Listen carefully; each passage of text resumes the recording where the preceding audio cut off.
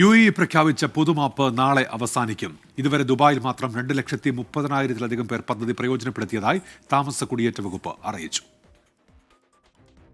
Visa കാലാവധി കഴിഞ്ഞും UAEയിൽ തുടരുന്നവർക്ക് താമസം നിയമാനുസൃതമാക്കാനും പിഴ കൂടാതെ നാട്ടിലേക്ക് മടങ്ങാനുമായി സെപ്റ്റംബർ 1 മുതലാണ് UAE പൊതുമാപ്പ് പ്രഖ്യാപിച്ചത്. 2 മാസത്തേക്ക് പ്രഖ്യാപിച്ച പൊതുമാപ്പ് പിന്നീട് ഡിസംബർ 31 വരെ നീട്ടുകയായിരുന്നു. മുൻ വർഷങ്ങളിൽ പ്രഖ്യാപിച്ചതിൽ വ്യത്യസ്തമായി ഇത്തവണ പൊതുമാപ്പ് പദ്ധതി വൻ വിജയമായിരുന്നുവെന്ന് താമസ കുടിയേറ്റ വകുപ്പ് അറിയിച്ചു.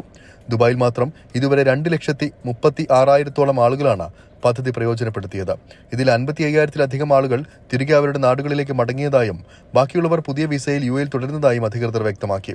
രാജ്യത്ത് തുടരാൻ ആഗ്രഹിക്കുന്നവർക്ക് പുതിയ ജോലി കണ്ടെത്താനുള്ള അവസരം വരെ ഇത്തവണ UAE ഒരുക്കി നൽകിയിരുന്നു. ജനുവരി 1 മുതൽ നിയമലംഘകരെ പിടികൂടാൻ പരിശോധന കർശനമാക്കുമെന്നാണ് അധികൃതർ വ്യക്തമാക്കുന്നത്. പരിശോധനയിൽ പിടിക്കപ്പെടുന്നവർ നിയമലംഘന കാലയളവിലെ മുഴുവൻ പിഴയും അടയ്ക്കേണ്ടി വരും. കൂടാതെ ആജീവനാന്ത വിലക്കേർപ്പെടുത്തി നാടുകടത്തും. നിയമലംഘകർക്ക് താമസവും ജോലിയും നൽകുന്നവർക്കെതിരെ നടപടി ഉണ്ടാകുമെന്നും അധികൃതർ വ്യക്തമാക്കി. 24 ദുബായ്.